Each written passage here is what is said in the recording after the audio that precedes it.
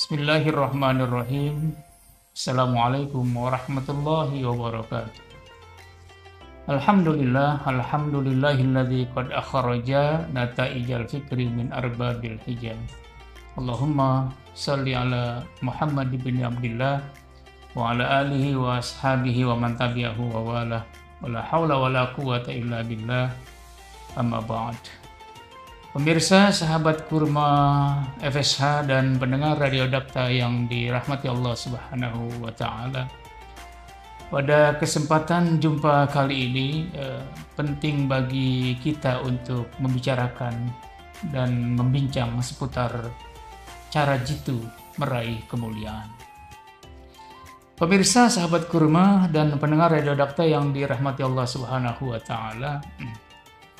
Siapapun di antara kita pasti menginginkan mendapatkan kemuliaan. Kemuliaan di hadapan manusia sekaligus juga kemuliaan di hadapan Allah Subhanahu wa Ta'ala. Sayangnya memang banyak orang yang gagal fokus dan salah paham tentang bagaimana meraih kemuliaan. Setidaknya ada 3 kelompok manusia ini dalam meraih kemuliaan. Cara mereka meraih kemuliaan. Yang pertama, ada yang menganggap bahwa kemuliaan itu bisa diperoleh dengan memiliki harta yang banyak, kekayaan yang melimpah, rumah mewah, mobil mentereng. Dengan begitu, dia merasa mulia di hadapan manusia. Kalau sudah anggapan yang semacam ini terjadi pada diri seseorang, maka sudah bisa dipastikan bahwa setiap hari, setiap saat, setiap waktu, setiap detik, derap langkah hidupnya yang dikejar, yang dicari adalah harta kekayaan itu. Karena dia pede dengan harta dan kekayaannya, bahwa dari situ dia akan mendapatkan kemuliaan di tengah-tengah banyak orang. Lalu yang kedua, pemirsa, sahabat kurma dan pendengar Radio Dapta yang dirahmati Allah Subhanahu wa Ta'ala, ada juga orang yang menganggap bahwa kemuliaan itu bisa diperoleh dengan pangkat dan kedudukan yang terhormat, pangkat yang tinggi, kedudukan yang terhormat. Dia merasa mulia di hadapan manusia. Maka kalau sudah anggapan ini terjadi pada diri seseorang, sudah bisa dipastikan dia akan terus dari waktu ke waktu mengejar, berusaha kuat untuk mendapatkan pangkat dan kedudukan itu, sekalipun kadang-kadang dengan cara yang zalim, sekalipun kadang-kadang dengan cara melanggar aturan-aturan atau perundang-undangan negara, bahkan aturan Allah Subhanahu wa Ta'ala. Lalu yang ketiga, pemirsa, sahabat kurma dan pendengar Radio Dapta yang dirahmati Allah Subhanahu wa Ta'ala, ada orang yang menganggap bahwa kemuliaan itu bisa diperoleh dengan nasab dan keturunan. Sehingga kemana-mana yang dibawa adalah nasabnya, yang dibawa adalah keturunannya. Dia pede, dia keturunan bangsawan, dia keturunan darah biru. Kemana-mana itu yang dilekatkan dalam dirinya. Pemirsa, sahabat kurma yang dirahmati Allah Subhanahu wa Ta'ala dan pendengar Radio Dapta, ini berbahaya sebenarnya ketika menganggap 3 hal ini sebagai cara memperoleh kemuliaan. Bagaimana bahayanya? Di mana bahayanya? Ketika kemuliaan itu diperoleh bisa dari harta yang melimpah dan kekayaan yang banyak, maka dia akan menjadi orang yang congkak, dia akan menjadi orang yang sombong, menjadi orang yang angkuh.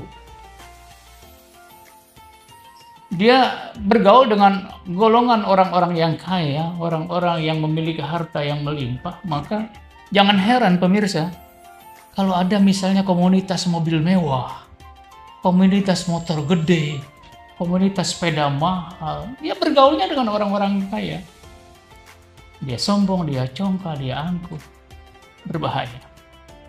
Yang kedua juga demikian. Ketika menganggap bahwa kemuliaan itu ada pada pangkat, jabatan, dan kedudukan yang terhormat itu, maka dia juga akan menjadi orang yang sombong, akan menjadi orang yang congkak. Kemana-mana dia angkuh. Bahkan mungkin dalam hatinya dia akan katakan, saya pejabat, saya pimpinan, Anda kan bawahan. Anda kan bukan pejabat. Dia akan sombong, dia akan angkuh kemanapun. Dia akan bawa pangkat dan kedudukannya itu. Karena dia merasa mulia dengan pangkat dan kedudukannya. Lalu yang ketiga, pemirsa, sahabat kurma yang dirahmati Allah Subhanahu wa Ta'ala. Demikian juga dengan ketika kemuliaan itu dilekatkan pada keturunan, pada nasab, maka dia akan merasa mulia di hadapan banyak manusia yang lain. Dan dia akan katakan dalam dirinya, saya keturunan ini, saya keturunan itu. Saya keturunan bangsawan, saya keturunan darah biru. Anda hina. Tidak sama dengan keturunan dan garis keturunan saya. Inilah berbahayanya ketika kemuliaan itu dianggap lewat 3 cara ini. Pemirsa sahabat kurma yang dirahmati Allah Subhanahu wa Ta'ala dan pendengar Radio Dakta yang dimuliakan Allah, sesungguhnya kalaupun 3 kemuliaan ini bisa diperoleh dengan harta yang melimpah, dengan pangkat kedudukan yang terhormat, atau dengan nasab keturunan yang dibangga-banggakan itu, ini tidak ajak, tidak abadi. Coba kita lihat dalam kehidupan kita sehari-hari, banyak orang yang dimuliakan karena hartanya. Begitu dia jatuh miskin, begitu dia tidak lagi memiliki harta, orang barangkali menjauhi dirinya dan tidak lagi bersahabat dengannya. Bahkan cenderung tidak dimuliakan lagi, tidak dilulukan, tidak dibanggakan, tidak dihormati. Faktanya demikian. Yang kedua juga demikian, tidak ajab. Karena pangkat, karena kedudukan, kemuliaan itu, begitu dia tidak lagi punya pangkat, tidak punya jabatan, orang tidak lagi menghargainya, orang tidak lagi menghormatinya, orang tidak lagi memuliakannya, orang tidak lagi mengelulukannya. Apalagi ketika kemuliaan itu dianggap ada pada keturunan, pada nasab.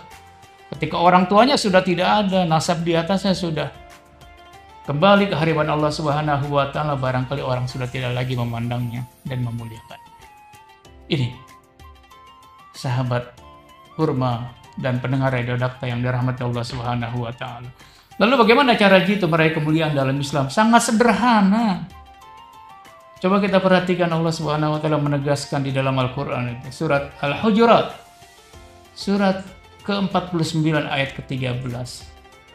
Kata Allah Subhanahu wa Ta'ala, A'udzubillahi minasyaitonirrajim, Bismillahirrahmanirrahim. Ya ayyuhan nas, inna khalaqnakum min dzakarin wa unsa wa ja'alnakum syu'uban wa qabaila lita'arafu inna akramakum 'indallahi atqakum. Wahai sekalian manusia, kata Allah Subhanahu wa Ta'ala, inna khalaqnakum min dzakarin wa unsa. Kami menciptakan kalian dari jenis laki-laki dan perempuan. Wa ja'alnakum syu'uban wa qabaila lita'arafu. Lalu kami jadikan kalian berklan-klan, beretnik-etnik, bersuku-suku, berbangsa-bangsa. Untuk apa? Allah tegaskan lanjutan ayat itu, lita'arafu, untuk saling mengenal, saling memahami, saling berkolaborasi, saling bersilaturahmi, bukan saling bermusuhan, bukan saling bersengketa. Lalu pada ujung ayat ini luar biasa indahnya. Apa kata Allah? Inna akramakum 'indallahi atqakum. Sesungguhnya yang paling mulia di sisi Allah Subhanahu wa Ta'ala adalah orang yang paling bertakwa. Ingat, pemirsa sahabat kurma dan para pendengar yang dirahmati Allah Subhanahu wa Ta'ala, yang paling mulia di sisi Allah Subhanahu wa Ta'ala adalah orang yang bertakwa. Dengan demikian, sebenarnya konsep Islam tentang meraih kemuliaan itu sangat sederhana. Jadilah orang yang paling bertakwa di sisi Allah Subhanahu wa Ta'ala. Takwa dalam arti yang sebenar-benarnya, laksanakan perintah Allah Subhanahu wa Ta'ala, meninggalkan larangannya, istiqomah dalam melaksanakan kegiatan-kegiatan ritual ibadah. Lalu jangan lupa satu lagi, apa? Berakhlak mulia, berperilaku terpuji. Insya Allah akan mendapatkan kemuliaan tidak hanya di hadapan manusia, tetapi juga di sisi Allah Subhanahu wa Ta'ala. Maka pemirsa yang dirahmati Allah Subhanahu wa Ta'ala, sahabat kurma dan pendengar Radio Dakta, dalam Islam siapapun punya kesempatan, punya peluang untuk menjadi orang yang mulia. Tidak harus berharta melimpah, tidak harus menjadi pejabat, mempunyai kedudukan yang terhormat, tidak harus dari keturunan-keturunan yang terhormat, tidak. Sangat sederhana konsepnya. Menjadilah orang-orang yang paling bertakwa di sisi Allah Subhanahu wa taala, maka security bisa menjadi orang yang paling mulia di sisi Allah Subhanahu wa taala. Supir angkot bisa menjadi orang yang paling mulia di sisi Allah Subhanahu wa taala, juru parkir dan orang-orang pegawai rendahan ya, yang mungkin dipandang orang tidak mulia bisa menjadi orang yang sangat mulia di sisi Allah Subhanahu wa taala ketika dia adalah orang yang paling bertakwa dalam kehidupannya sehari-hari, konsisten melaksanakan perintah Allah, meninggalkan larangannya, lalu dia berakhlak mulia, dia amanah, dia jujur, dia mudah bersilaturahmi, dia mudah memaafkan orang lain, dan banyak lagi akhlak-akhlak mulia yang menghiasnya. Mudah-mudahan apa yang saya sampaikan memberikan manfaat besar buat kehidupan kita sehari-hari. Dan marilah saya mengajak kita menjadi orang-orang yang paling bertakwa di sisi Allah Subhanahu wa taala. Tidak ada masalah kita tidak memiliki harta yang melimpah, nggak ada masalah. Tidak ada masalah dan tidak ada persoalan kita tidak menjadi orang yang terhormat karena pangkat, jabatan, dan kedudukan, nggak ada masalah. Juga nggak ada masalah kita bukan dari keturunan yang terhormat, bangsawan, darah biru, dan sebagainya, nggak ada masalah. Kita akan menjadi orang yang paling mulia di hadapan manusia, bahkan di sisi Allah Subhanahu wa taala, ketika kita menjadi orang-orang yang paling bertakwa di hadapan Allah Subhanahu wa taala. Insya Allah. Saya tutup dengan sebuah untayan pantun. Pergi haji ke kota Makkah, mampir Madinah ziarah juga. Mudah-mudahan kita semua senantiasa mendapatkan berkah, dan insya Allah kita akan menjadi para penghuni surga. Walafu minkum wabillahi taufiq wal hidayah. Wassalamualaikum warahmatullahi wabarakatuh.